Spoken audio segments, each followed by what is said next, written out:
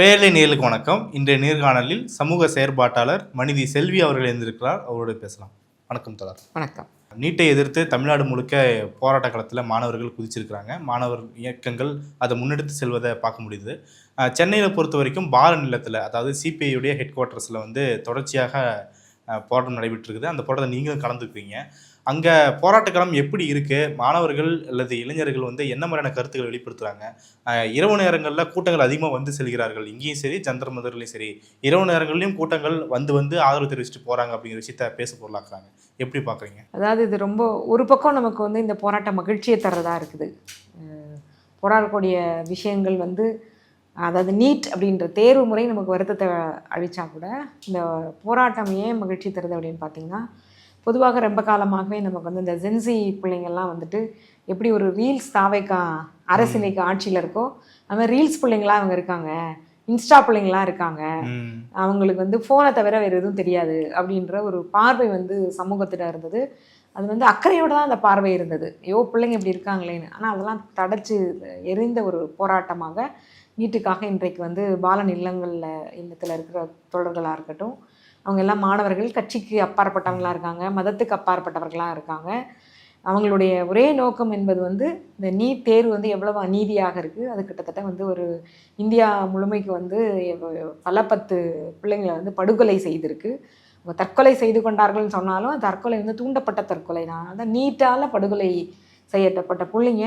அவங்களுக்கு அப்போ தன்னோட சக மாணவருடைய இறப்பு, கூட இருக்கிறவங்க அவங்களோட படிச்சிருப்பாங்க, பள்ளியில் படிச்சிருப்பாங்க, அந்த பிள்ளைங்களுடைய துயரம், அந்த நீட் தேர்வு துயரம், இதெல்லாம் இதுவே ஒரு சிக்கலாக இருக்கும் பொழுது அவ்வளோ மோசடி ஒரு தேர்வில் நடந்திருக்குது. வினாத்தாள் லீக் அவுட் ஆகிருக்குது, பல லட்சம் ரூபாய்க்கு விலை பேசப்பட்டிருக்கு. இங்கே ஒரு காதை கூட எடுத்து பார்க்குறாங்க, ஜட முடியை பிரித்து பார்க்குறாங்க. 2 நிமிஷம் தேர்வறைக்கு தாமதமாக வந்ததுனாலேயே என்னவோ மலையே போன மாதிரி அந்த தேர்வு எழுத அனுமதிக்கிறது இல்லை. பெண் குழந்தைகளுடைய உடைகளை மாண்பற்று சிதைச்சு செக் பண்ணி பார்த்த இதெல்லாம் நம்ம பார்த்து, இதெல்லாம் அவங்க பார்த்துட்டு தானே இருக்காங்க அந்த பிள்ளைங்க. அதனுடைய கோபமும் நீண்ட காலமாக இந்த கல்வி அவங்களுக்கு ஏற்ற கல்வியாக இல்லாமல், ஒரு சமூக நீதிக்கான கல்வியாக இல்லாமல் இருக்கிற கோபத்தையும் நம்ம சாலைகளில் கூடுகிற அந்த மாணவர்கள்ட்டையும் பாலநிலத்திலையும் நம்ம பார்க்க முடியுது. பேரும் 6 முதல் 60% வரை ஆடி தள்ளுபடியுடன் சூப்பர் சரவணா ஸ்டோர்ஸ், சென்னை, மதுரை, கோவை. குறிப்பாக பார்த்தீங்கன்னா மாலை நேரங்களில் கல்லூரிக்கு போகிற பிள்ளைங்க கல்லூரி முடிச்சுட்டு வராங்க. இளைஞர்கள் ஏதாவது வேலைக்கு போயிருந்தாங்கன்னா அந்த வேலையை முடிச்சுட்டு வராங்க. மாணவர்களும் இளைஞர்களும் தான் அந்த இது முழுக்க, சாலைகள் முழுக்க அவங்க தான் நிரம்பி வழிகிறாங்க, பாலநிலம் முழுக்க அவங்க தான் நிரம்பி வழிகிறாங்க.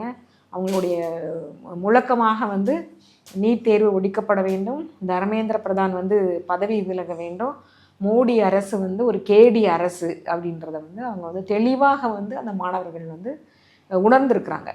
அப்போ இந்த சமூகம் நீண்ட காலமாக ஒரு அரசியல் விழிப்புணர்வற்ற ஒரு சமூகமாக இருந்தது அப்படின்றத இந்த விஷயம் மாற்றி அமைச்சிருக்குது.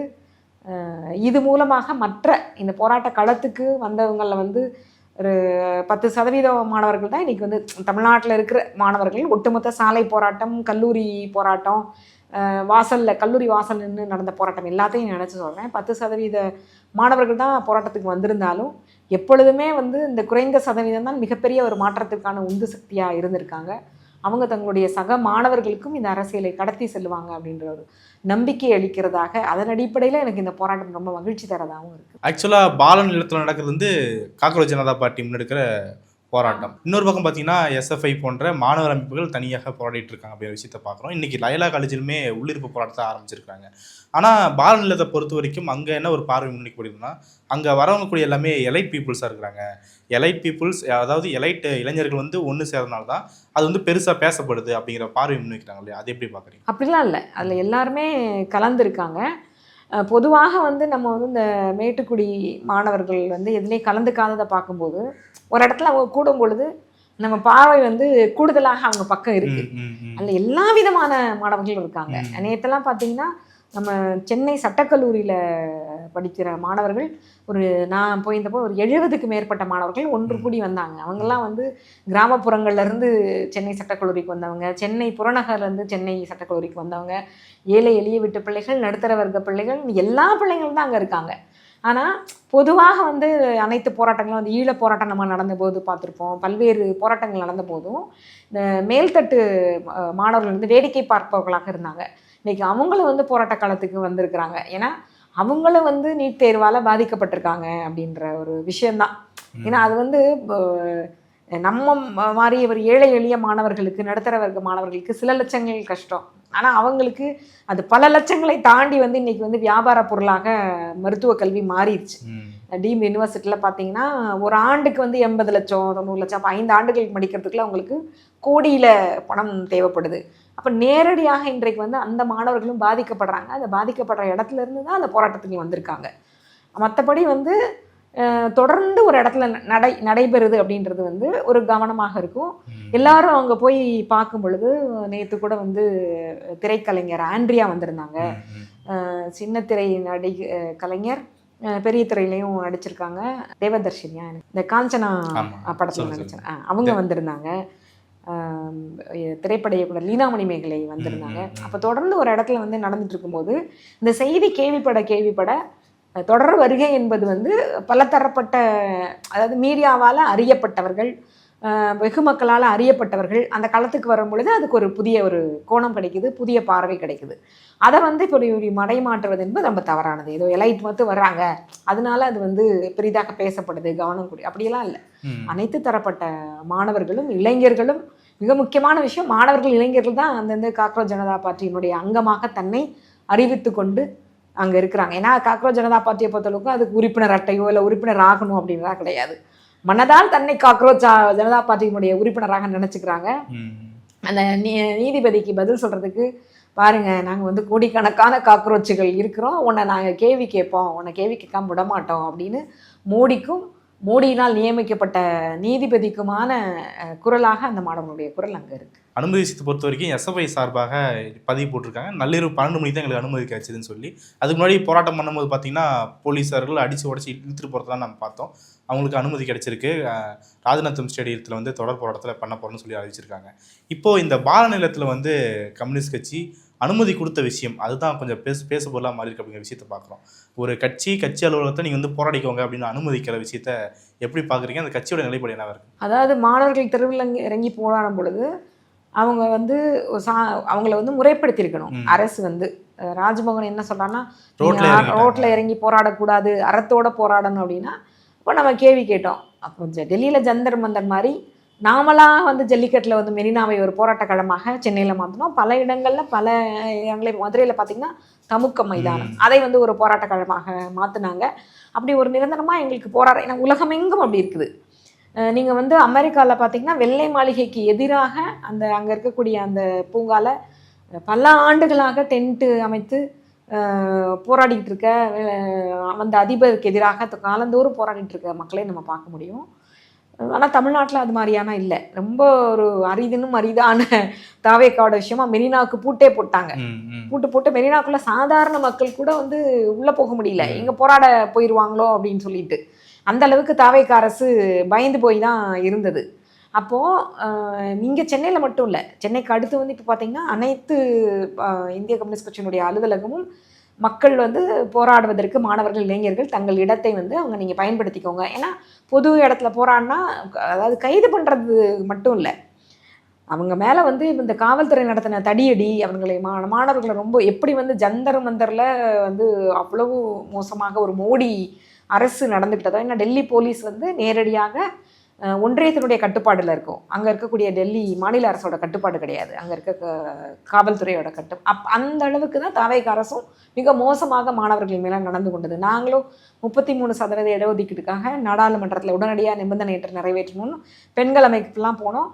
அவ்வளவு காவல்துறை ரொம்ப கொடூரமாக தான் வந்து பெண்கள்னு கூட பார்க்காம மோசமாக தான் நடந்துக்கிறாங்க. இளைஞர்களை பெண்களை நம்ம பார்க்குறோம்.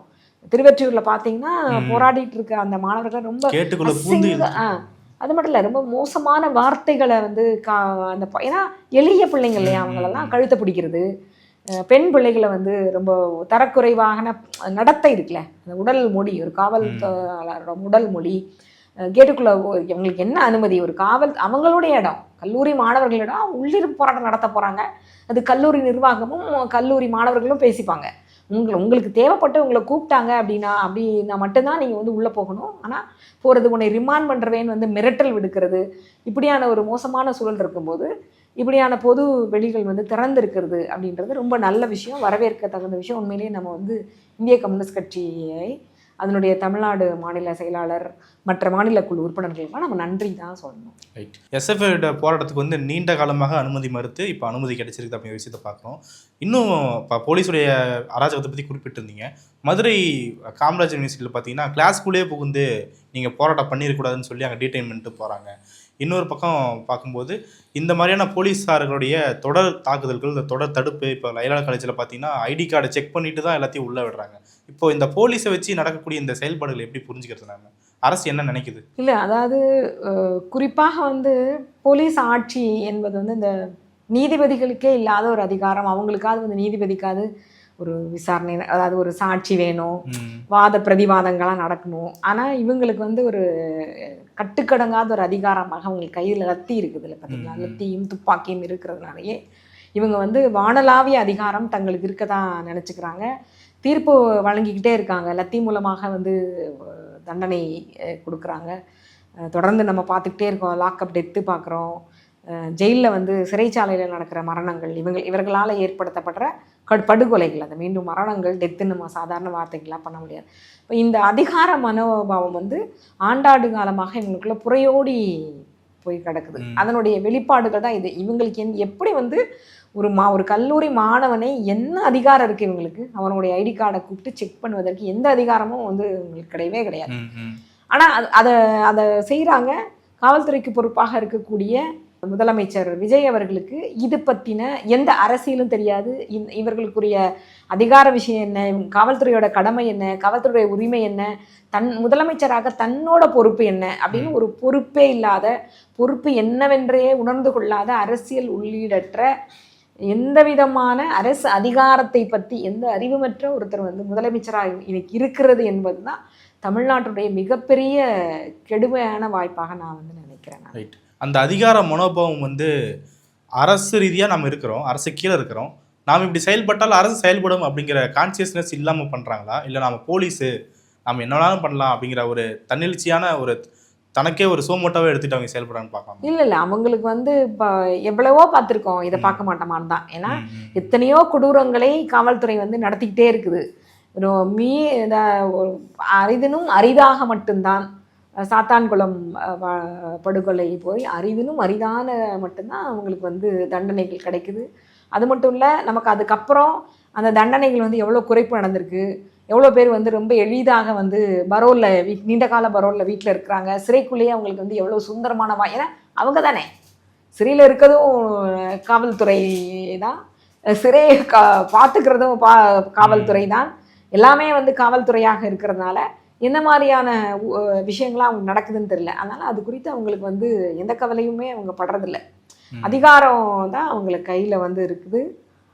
அதுக்கான ஒரு முதலமைச்சர் தான் முதல்ல வந்து தொடர்ந்து நடந்து கொண்டே ஒன்று இருக்குன்னா முதலமைச்சர் அதில் வந்து தலையீடு பண்ணணும். ஆனால் ராஜ்மோகன் வந்து காவல்துறைக்கு இன்னும் வந்து நீ என்ன வேணா பண்ணு, அவன் தவறு செய்கிறதுனால தானே வந்து காவல்துறை பண்ணுது அப்படின்ற மாதிரியான ஒரு அதாவது என்ன சொல்லுவாங்கன்னா, தாவேகா அமைச்சரவையிலேயே கூடுதலான ஒரு நுண்ணுணர்வு வாய்ந்தவர், ஒரு அரசியல் அனுபவம் உள்ளவர், மக்கள் நண்பர் அப்படின்னு சொல்கிற ராஜ்மோகனே அப்படி இருந்தாங்கன்னா நம்ம மற்றவங்களெல்லாம் வந்து எப்படி வந்து பார்க்க முடியும்?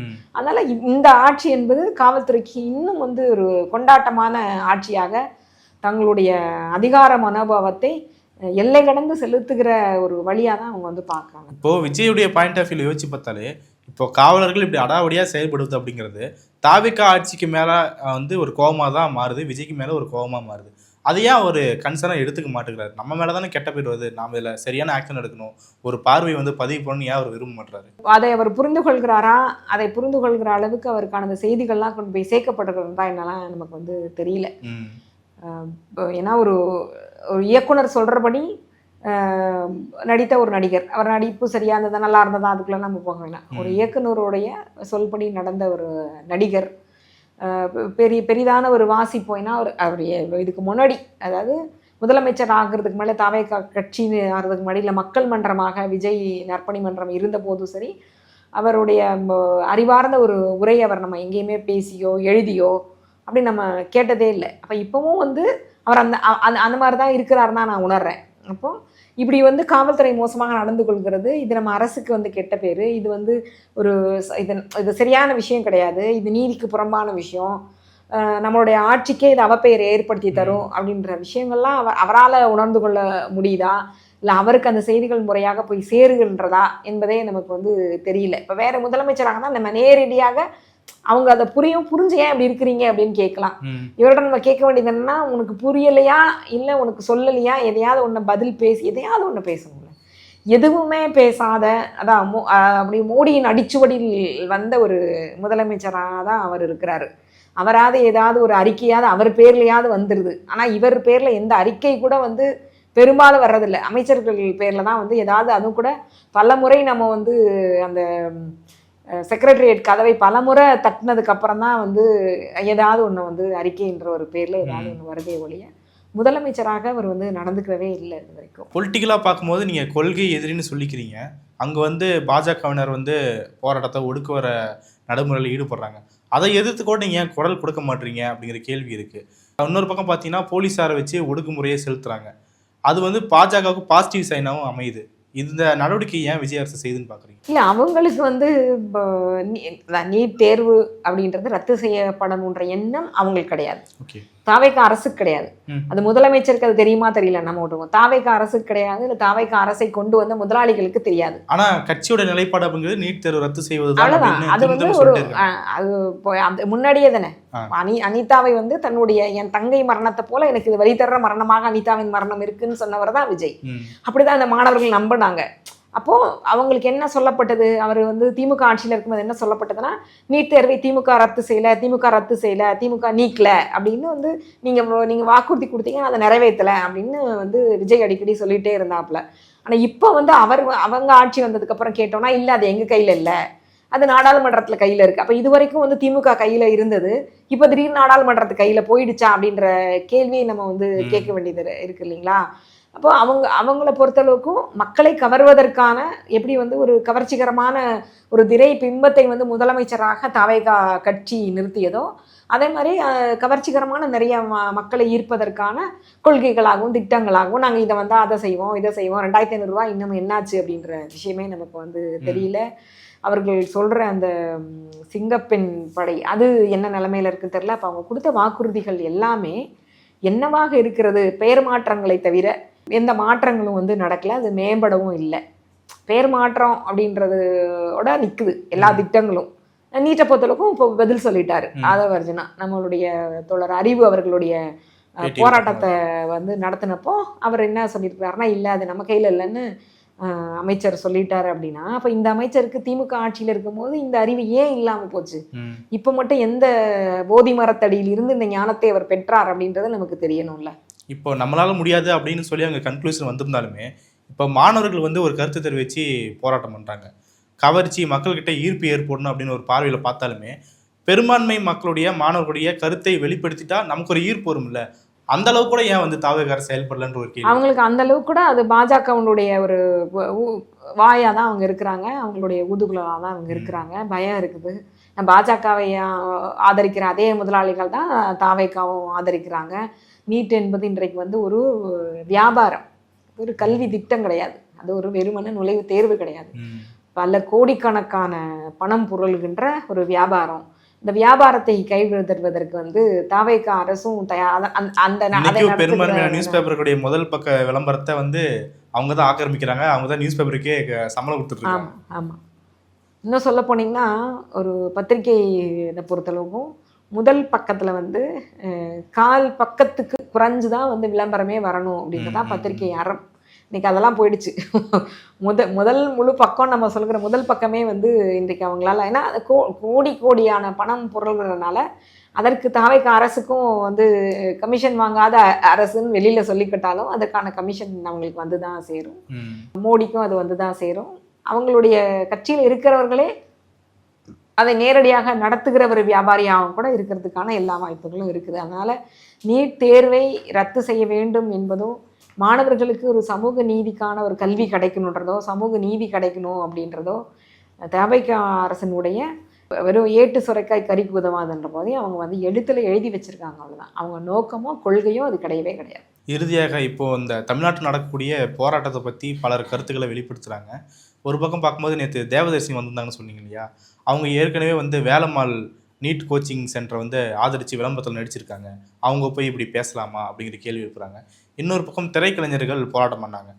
கடந்த 5 வருடங்களாக பல விஷயம் நடந்துச்சு, அப்போல்லாம் வாய்ஸ் பண்ணாதவங்க இப்போ மட்டும் இதுக்கு வாய்ஸ் பண்ணுறாங்க அப்படிங்கிற கேள்வி எழுப்பி அந்த போராட்டத்துடைய நோக்கம் வந்து தவறானது அப்படிங்கிற பார்வை முன்வைக்கிறாங்களே, அதை எப்படி பார்க்குறீங்க? அதாவது இப்போ தேவதர்ஷினி அவர்களுக்கு வந்து நீட் இந்த போராட்டம் தானே, ஒரு ஜந்தர் மந்தரில் இவ்வளோ பேர் கூடுறாங்க, ஒரு எப்போ ஒரு ஒரு போராட்டத்தின் மேலே இல்லை ஒரு மக்களுடைய குரல் மேலே மக்கள்கிட்ட ஓரளவு விலகி இருக்கக்கூடிய இந்த திரைக்கலைஞர்கள், ஏன்னா அவங்களுக்கு வாய்ப்பு இல்லை, மக்களோட கலந்து பழகிறதுக்கான வாய்ப்பு இல்லை, அவங்க ஒரு பிரபலமாக இருக்கிறதுனாலயே கொஞ்சமாக ஒதுங்கி இருக்க. இப்போ ஒரு கவனம் வரும் அவங்களுக்கு, அதை பார்க்குறாங்க, அதை பற்றி கேட்குறாங்க. எப்படி இப்படி பொம்பளை பிள்ளைங்களை இப்படி அடிக்கிறாங்க, இவ்வளோ மோசமாக ஒரு சொந்த நாட்டு அரசே, தாயாக எனக்கு ஒரு சொந்த நாட்டு அரசே வந்து அடிக்கும்போது ஒரு அம்மாவா எல்லாருக்கும் அந்த வலி வரும்ல, அந்த வழியில் அவங்க கவனிக்க ஆரம்பிக்கிறாங்க. அப்போ தான் அவங்களுக்கு புரியுது இவ்வளோ மோசடி நடக்குது, அதுக்காக தான் இந்த மக்கள் போராடுறாங்க, நம்ம பிள்ளைங்க போராடுறாங்க அப்படின்னு அவங்க வராங்க. அதனால குரல் கொடுக்குறாங்க.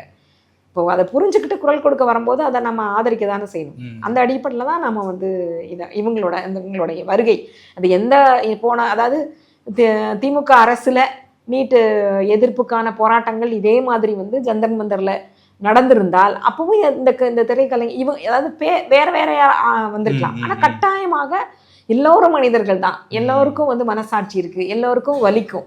அந்த மனசாட்சியை வந்து உந்தின ஒரு இவங்க வந்து களத்துக்கு வராங்க. சில பேரால் வாய்ஸ் அவுட் பண்ண முடியுது, சில பேரால் வந்து மௌனமாக அதை கடக்க முடியுது. இப்போ நீங்கள் வந்து நடிகர் சூர்யா பார்த்தீங்கன்னா நேரடியாக களத்தில் இல்லை, ஆனால் அவர் சொன்ன ஒரு செய்தி நல்லா இருந்தது. அதாவது தயவுசெய்து இவங்க வந்து ஜனநாயக படத்தை வந்து நீ திருவிழா மாதிரி கொண்டாடுங்கன்னு ஒரு அறிவிப்பு வர அதே காலகட்டத்தில் தான் நம்ம வந்து சூர்யா என்ற ஒரு திரைக்கலைஞர் அவர் என்ன சொல்கிறாரு, நீட்டுக்காக அவங்க அடி வாங்கிக்கிட்டு சாப்பிடாம கொள்ளாமல் நம்ம பிள்ளைங்களாம் போராடிட்டு இருக்காங்க. இந்த நேரத்தில் வந்து என்னுடைய பிறந்த நாளை தயவு செய்து கொண்டாடாதீங்கன்னு ஒரு அறிவிப்பு வர முடியுது. ஆனால் அதே இது பிரகாஷ் ராஜ் பார்த்தீங்கன்னா இரவும் பகலுமாக அவங்களோட காக்ரோச் ஜனதா பார்ட்டியோட ஒரு அங்கமாக மாறி போய் அங்கே இருக்கிறாரு. அவ்வளோதான். அவங்களால என்ன முடியுதோ அதை வந்து அவர்கள் வெளிப்படுத்துகிறாங்க. அவங்க வெளிப்படுத்துகிற அளவில் அது எந்த அளவுக்கு இந்த போராட்டத்துக்கு வலு செய்யுதோ அந்த அளவுக்கு அதை நம்ம வந்து வரவேற்க தான் செய்யணும். அந்த மாணவர்களும் சரி, இளைஞர்களும் சரி, காக்ரோச் ஜனதா பார்ட்டியும் சரி அதில் தெளிவாக இருக்காங்க. உங்களுடைய ஆதரவு எந்த அளவுக்கோ அந்த அளவுக்கு. இப்போ இன்னைக்கு கூட வந்து உண்ணாவிரத போராட்டத்தை சோனு வாங்சு வந்து முடிச்சுக்கிறாரு. ஆனால் காக்ரோச் ஜனதா பார்ட்டி என்ன சொல்லுது, நாங்கள் போராட்டம் நடத்தினோம், எங்கள் போராட்டத்துக்கு மிகப்பெரிய ஆதரவை நீங்கள் வந்து தந்தீங்க, உங்களுடைய வலிமையான ஒரு போராட்டத்தை எங்களுக்கு வெளிப்படுத்தினீங்க, அந்த அளவுக்கு எங்களுக்கு மகிழ்ச்சி, நீங்கள் இன்றைக்கு உண்ணாவிரதத்தை வந்து முடிச்சுக்கிட்டது கூட எங்களுக்கு மகிழ்ச்சி தான், ஆனால் எங்களுடைய போராட்டம் தொடரும் அப்படின்னு வந்து அறிவிக்கிறாங்க. அந்த அளவு தான் அவங்க வந்து வருகிற ஒவ்வொரு ஆதரவையும் அவர்கள் வந்து கைப்பற்றி கொள்கிறாங்க. அந்த ஆதரவு எந்த அளவு இருக்கோ அந்த அளவுக்கு அதை ஏற்றுக்கிறாங்க. அதுதான் பார்க்கணும். இந்த சூழல் குறித்து பல்வேறு முக்கியமான விஷயங்கள் பண்ணிட்டீங்க. மிக்க நன்றி. நன்றி.